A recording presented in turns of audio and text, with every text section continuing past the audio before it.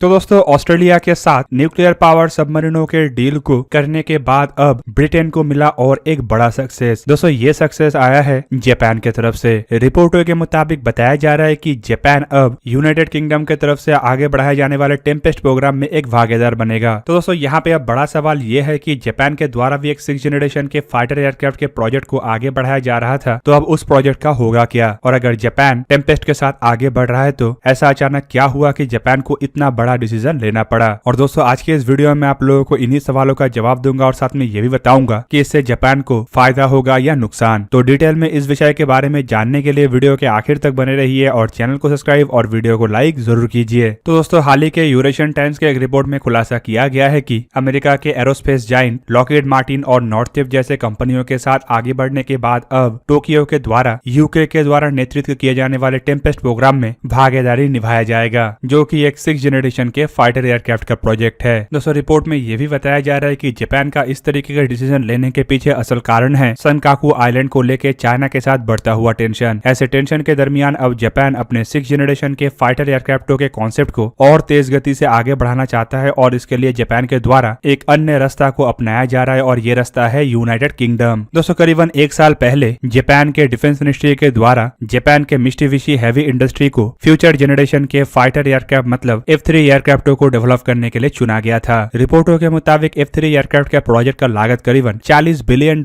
है और इन एयरक्राफ्टों को 2035 तक जापानीज एयरफोर्स के बेड़े में सर्विस में लाना है। पर अब बताया जा रहा है कि इसके साथ साथ जापान टेम्पेस्ट प्रोग्राम में भी काम करेगा और इसका मतलब दोस्तों पूरा साफ है कि जापान टेम्पेस्ट प्रोग्राम में तो आगे बढ़ रहा है, लेकिन इसका मतलब कतई यह नहीं है कि जापान अपने खुद के 6th जनरेशन के फाइटर एयरक्राफ्ट के प्रोजेक्ट को रद्द करेगा। दोस्तों यूके लीड इस प्रोग्राम को फ्यूचर कॉम्बैट एयर सिस्टम भी कहा जाता है, पर इससे आप लोग बिल्कुल कंफ्यूज नहीं होइएगा क्योंकि ऐसे सेम नाम का 6th जनरेशन फाइटर एयरक्राफ्ट का और एक प्रोजेक्ट भी यूरोप के अंदर चल रहा है, जो कि फ्रांस के द्वारा नेतृत्व किया जा रहा है और उसमें जर्मनी और स्पेन फ्रांस का साथी है। पर ब्रिटेन के द्वारा नेतृत्व किए जाने वाले इस प्रोजेक्ट में स्वीडन और इटली जैसे यूरोप के देश ब्रिटेन का साथी है। जापान के एयर सेल्फ डिफेंस फोर्स को अगर देखा जाए तो जापान के बेड़े में करीबन 200 F-15J और 97 F-2 मतलब जापानीज F-16 एयरक्राफ्टों के वर्जन है। इवन जापान के द्वारा 142 F-35A और F-35V जैसे फाइटर एयरक्राफ्टों को खरीदा गया है, जो प्राइमरीली स्ट्राइक रोल के लिए डिजाइन किया गया है, ना कि एयर सुपीरियोरिटी के लिए। दूसरी तरफ अगर चाइना के बढ़ते हुए मिलिट्री पावर को देखा जाए तो आप लोगों को साफ साफ पता चलेगा कि जापान और चाइना के बीच में काफी अंतर है और जापान एक तरीके से डिसएडवांटेज में है। टेक्नोलॉजिकली सुपीरियर देश होने के बावजूद द्वितीय विश्व युद्ध के बाद से जापान जिस तरीके से हथियारों के तरफ ना जाने का डिसीजन लिया है, वो अब जापान को इतना कमजोर कर चुका है कि चाइना जैसे देश जो ऐतिहासिक रूप में जापान से हमेशा ही पीछे रहा, वो भी अब जापान के आगे चला गया है। ऊपर से चाइना के द्वारा बीते कुछ सालों में जिस तरीके से एग्रेसिवली साउथ चाइना सी और ईस्ट चाइना सी के ऊपर अपना दबदबे कायम करने के लिए एक के बाद एक इलीगल दावा किया जा रहा है, वो भी अब जापान के लिए एक बड़ा चिंता का विषय बना हुआ है। और दोस्तों ऐसे अगर लगातार डिसएडवांटेज रहता है तो एक्सपर्टों का मानना है कि ताइवान के ऊपर कब्जा करने के इरादे के साथ साथ चाइना जापान के संगाकू आइलैंड और साउथ चाइना सी के साथ साथ ईस्ट चाइना सी के ऊपर भी कब्जा करने का प्रयास कर सकता है। दोस्तों रिपोर्टों के मुताबिक चाइना के एयरफोर्स और नेवी के पास करीबन 1000 फाइटर और बॉम्बर एयरक्राफ्ट है, जबकि चाइना के बेड़े में J-11V, J-15, J-16, J-10B, J-10C जैसे 4th जनरेशन और 4.5 जनरेशन के फाइटर एयरक्राफ्ट के साथ साथ J-20 जैसे 5th जनरेशन एयरक्राफ्ट होने का भी दावा किया जाता है। चाइना बड़े मात्रा में रशियन ओरिजिन सुखोई 30, सुखोई 27 और सुखोई 35 जैसे फाइटर एयरक्राफ्टों का भी इस्तेमाल करता है, जो चाइनीज एयरक्राफ्टों की तुलना में अधिक टेक्नोलॉजिकली सुपीरियर है। दूसरी तरफ अगर हवाई क्षमता से हटके हम जमीनी और समुद्री क्षमता को भी कंपेयर करें तो आपको आसानी से पता चल जाएगा कि जापान के फोर्स फिलहाल चाइना के मुकाबले में टेक्नोलॉजिकली सुपीरियर तो हो सकता है, लेकिन न्यूमेरिकली इतना पीछे है कि यह टेक्नोलॉजिकल सुपीरियोरिटी को ज्यादा देर तक टिका के नहीं रख सकेगा। और दोस्तों यही एक सबसे बड़ा कारण है कि जापान को अब एक ऐसा फाइटर एयरक्राफ्ट का आवश्यकता है जो चाइना के इन न्यूमेरिकल पावर को ध्वस्त कर सके। दोस्तों टेम्पेस्ट एयरक्राफ्टों के बारे में जानने से पहले चलिए जापान के नेक्स्ट जनरेशन के फाइटर एयरक्राफ्ट मतलब F-3 के बारे में जानते हैं। 2018 में जापान के तरफ से डिसाइड किया गया कि जापान के एयर सेल्फ डिफेंस फोर्स को मजबूत रखने के लिए जापान अपने बलबूते पे एक 6th जनरेशन के फाइटर एयरक्राफ्टों को डेवलप और डिजाइन करेगा, जबकि इसके लिए जापान अपने पुराने स्टेल्थ एयरक्राफ्ट मतलब X-2 एयरक्राफ्ट के टेक्नोलॉजी का भी सहारा लेगा, जो कि बेसिकली एक 5th जनरेशन फाइटर एयरक्राफ्ट के टेक्नोलॉजिकल डेमोन्स्ट्रेशन था और जापान के द्वारा इस प्रोजेक्ट को आगे नहीं बढ़ाया गया। दोस्तों इसके लिए जापान को कई तरीके के इक्विपमेंटों के डेवलपमेंट का आवश्यकता है, जिनमें नेक्स्ट जनरेशन के इंजन के अलावा कॉम्प्राइज्ड मटेरियल का भी आवश्यकता जाए ताकि एक लाइट वेट एयरफ्रेम का भी निर्माण किया जा सके। साथ में जापान को गैलियम नाइट्रेट, रैडर और नेटवर्क सिस्टमों का भी आवश्यकता है। दोस्तों बेसिकली जापान ऐसे नया जनरेशन के एयरक्राफ्टों का इस्तेमाल करके अपने बेड़े के F2 मतलब जापानीज डिजाइन के F-16 एयरक्राफ्टों को रिप्लेस करना चाहता है, जो लगभग अपने रिटायरमेंट के समय के आसपास पहुंच चुका है। पर इस बार जापान के द्वारा इन एयरक्राफ्टों को रिप्लेस करने के लिए सिंगल इंजन नहीं बल्कि ट्विन इंजन फाइटर एयरक्राफ्टों का आवश्यकता है। जापानीज रिपोर्ट के मुताबिक जिन ट्विन इंजन एयरक्राफ्टों को जापान बनाना चाहता है वो स्टेल्थ डिजाइन में इतना मुखर हो कि ये दुश्मन के रडार में लगभग छुप जाए। ऊपर से इसमें पावरफुल सुपर क्रूजर कैपेबिलिटी भी रहे और नया जनरेशन के active electronical scan array radar भी रहे। साथ में जापान इसमें माइक्रोवेव हथियार और भविष्य के मिसाइलों को भी तैनात करना चाहता है। इसके अलावा इन एयरक्राफ्टों के पास इतना क्षमता होना चाहिए कि ये विंगमैन ड्रोन को भी कमांड कर सके और साथ में तेज गति से डेटा ट्रांसमिशन और डेटा को प्रोसेस कर सके। इवन हर तरीके के प्लेटफॉर्म के साथ डेटा शेयर और हर तरीके के प्लेटफॉर्म से डेटा को रिट्रीव कर सके। एयरक्राफ्ट के कंट्रोल के लिए जापान के द्वारा इसमें AI based flight control, fly by wire जैसे सिस्टमों को भी लगाने का बात कहा जा रहा है। जबकि इन सब इक्विपमेंटों को अगर एक साथ जोड़ा जाएगा तो दोस्तों आपके जानकारी के लिए बता दूं कि जो एयरक्राफ्ट बनेगा वो नेक्स्ट जनरेशन के मतलब करीब 6 जनरेशन के फाइटर एयरक्राफ्ट होगा। और दोस्तों इन एयरक्राफ्टों के डेवलपमेंट के मामले में पिछले साल दिसंबर महीने में जापान को सबसे बड़ा सक्सेस तब मिला जब अमेरिका के महत्वपूर्ण एरोस्पेस जाइंट लॉकहीड मार्टिन के द्वारा जापान के इस फाइटर एयरक्राफ्ट के प्रोजेक्ट में अपने आप को प्राइमरी पार्टनर के रूप में घोषित किया गया। लॉकहीड मार्टिन बेसिकली जापान को एयरक्राफ्ट डेवलपमेंट में असिस्ट करेगा और साथ में जापान को एयरक्राफ्ट के integrated radar, missile system, airframe के डिजाइन, बेटर मैन्यूवरेबिलिटी और मैनेजमेंट सिस्टम के साथ साथ स्टेल्थ और रडार एब्जॉर्बेंट कोटिंग को डेवलप करने में मदद करेगा। जबकि लॉकहीड मार्टिन के बाद जापान के द्वारा अमेरिका की और एक महत्वपूर्ण कंपनी नॉर्थेप गोरेमन और British aerospace and engineering BAE system के साथ भी बातचीत किया गया, जहां पे इन दोनों कंपनियों के द्वारा जापान को एयरक्राफ्टों के लिए सेंसर फ्यूजन, डेटा लिंक और इलेक्ट्रॉनिक वॉरफेयर टेक्नोलॉजी को डेवलप करने में मदद करने का बात कहा गया। दोस्तों इन एयरक्राफ्टों को डेवलप करने के लिए जापान के महत्वपूर्ण बड़े कंपनी अपने भागीदारियों को निभाने के लिए भी आगे आ चुके हैं, जिनमें IHI corporation, Toshiba, Fujitsu, Subaru और मित्सुबिशी इलेक्ट्रॉनिक जैसे कंपनी भी शामिल है। IHI जैसे कंपनियों की तरफ से जापान के इन एयरक्राफ्टों के लिए इंजनों के ऊपर भी काम शुरू किया गया है और रिपोर्ट के मुताबिक IHI एयरक्राफ्टों के लिए निर्माण किए जाने वाले XF91 लो बाईपास टर्बोफैन इंजनों के टेस्टिंग के ऊपर भी काम कर रहा है। आफ्टरबर्नर के साथ ये इंजन करीबन 16.5 टन के थ्रस्ट जनरेट कर सकेगा, जो प्रीटी विटनी के द्वारा F-22 रैप्टरों के लिए बनाया गया F-119 इंजन के थ्रस्ट से थोड़ा कम होगा। रिपोर्टों के मुताबिक इंजनों में थ्रस्ट वेक्टरिंग 3D नोजल के ऊपर महत्व दिया जा रहा है ताकि एयरक्राफ्टों के मैन्यूवरेबिलिटी के लिए इसके ऊपर बड़े मात्रा में भरोसा किया जा सके। दूसरी तरफ तोशिबा और फुजित्सु जैसे कंपनियों के द्वारा gallium nitrate based active electronical scan array radar के डेवलपमेंट के ऊपर काम किया जा रहा है, जिनमें इंफ्रारेड एंड इलेक्ट्रोमैग्नेटिक सेंसर्स रहेगा। जापान के और एक महत्वपूर्ण कंपनी सुबारू के द्वारा एयरक्राफ्ट के लिए लैंडिंग गियर्स का निर्माण किया जाएगा, जो करंटली बोइंग के 777 कॉमर्शियल एयरलाइनरों के विंग्स और लैंडिंग गियरों का निर्माण कर रहा है। पर अगर जापान और यूके के समझौते को देखा जाए तो इसके बारे में 15 सितंबर के दिन डिफेंस सिक्योरिटी इक्विपमेंट इंटरनेशनल नामक आर्म्स ट्रेड शो में बताया गया कि जापान यूके लीड इस future combat air system program में भागीदार हो सकता है, जहां पे यूके, स्वीडन और इटली के 3 कंपनी BAE सिस्टम, साब और लियोनार्डो के द्वारा ज्वाइंटली काम किया जा रहा है। दोस्तों ये जो टेम्पेस्ट प्रोग्राम के ऊपर ये तीनों देशों के द्वारा काम किया जा रहा है, इसका भी सिमिलरिटी काफी हद तक जापान के स्पेसिफिकेशन के साथ मैच करता है और UK lead company BAE system की तरफ से दावा किया जा रहा है कि इन एयरक्राफ्टों को 2035 तक सर्विस में लाया जाएगा। दोस्तों कुल मिला के आपको पहले ही मैं बता चुका हूं कि यूरोप में टोटल 2 ऐसे फाइटर एयरक्राफ्टों के प्रोजेक्ट चल रहा है, जिस वजह से यूरोप के फाइटर एयरक्राफ्टों के डेवलपमेंट लगभग 2 धरे में बढ़ चुका है।